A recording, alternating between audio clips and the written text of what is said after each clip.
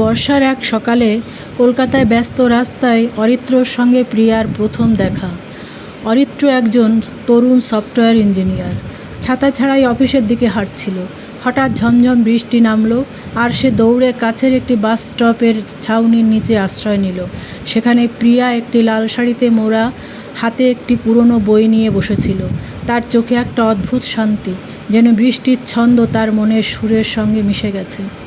অরিত্র লক্ষ্য করল প্রিয়ার বইয়ের পাতা ভিজে যাচ্ছে। সে ইতস্তত করে বলল, আপনার বইটা ভিজে যাচ্ছে, একটু সরে বসবেন?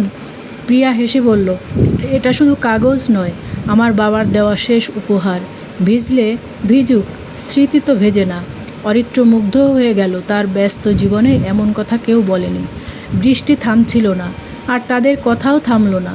প্রিয়া জানালো সে একটি ছোট লাইব্রেরিতে কাজ করে। বই তার জীবনের সঙ্গী। অরিত্র বলল সে বই পড়ে না, কিন্তু প্রিয়ার কথায় তার মনে হলো বইয়ের পাতায় হয়তো জীবনের অনেক উত্তর লুকিয়ে আছে।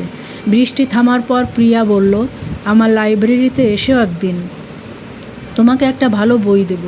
অরিত্র হেসে রাজি হলো। পরের রোববার অরিত্র প্রিয়ার লাইব্রেরিতে গেল। প্রিয়া তাকে রবীন্দ্রনাথের একটি গল্পের বই দিল। সেদিন থেকে তাদের দেখা হতে লাগলো, কখনো লাইব্রেরিতে, কখনো বৃষ্টি ভেজা রাস্তায়, কখনো চায়ের দোকানে। অরিত্রর কোডিংয়ের জগৎ আর প্রিয়ার বইয়ের জগৎ যেন একসঙ্গে মিলে গেল। প্রিয়া তাকে শেখালো কিভাবে জীবনের ছোট মুহূর্তগুলো উপভোগ করতে হয়, আর অরিত্র তাকে শেখালো কিভাবে মাঝে মাঝে নিজেকে ব্যস্ত জীবনের ছন্দে ছেড়ে দেওয়া যায়। একদিন আরেকটি বর্ষার সন্ধ্যায় অরিত্র প্রিয়াকে বলল, তুমি আমার জীবনকে একটা গল্পের মতো করে দিয়েছ। আমি চাই এই গল্পটা কখনো শেষ না হয়। প্রিয়া লাজুক হেসে বলল, গল্প শেষ হয় না, যদি আমরা একসঙ্গে নতুন পাতা লিখি। সেদিন বৃষ্টির ছোঁয়ায় তাদের হাত এক হলো। তারা জানতো জীবন সহজ নয়, কিন্তু বৃষ্টির মতোই তাদের ভালোবাসা ছিল সহজ, স্বচ্ছ আর জীবনকে ভিজিয়ে দেওয়ার মতো। এই গল্পটি যদি আপনাদের ভালো লাগে তাহলে লাইক, কমেন্ট, শেয়ার করবেন।